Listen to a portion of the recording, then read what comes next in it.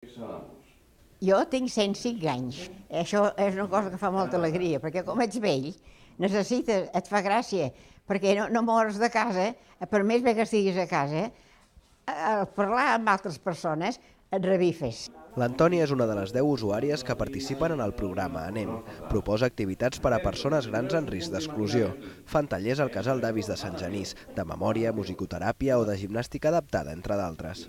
Me siento muy feliz de hacer las actividades, conocer otras personas, intercambiar ideas, costumbres. Nos van a buscar con un coche y nos traen en coche también, porque claro, nosotros ya no podemos venir por nuestro pie.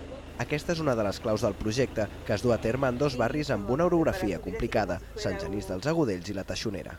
Hem notat realment una diferència en l'estat d'ànim en quan venen a la primera sessió, en quan ja en porten unes quantes. Els usuaris hi accedeixen des de serveis socials. També fan sortides culturals. Per exemple, han visitat el Museu Palmera o a l'estiu van fer un curset de piscina a l'Hospital de Sant Rafel.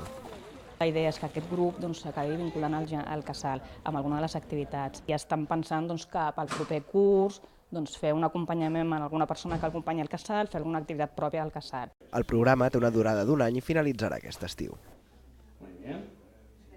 Molt bé. Espalda bien erguida, espalda bien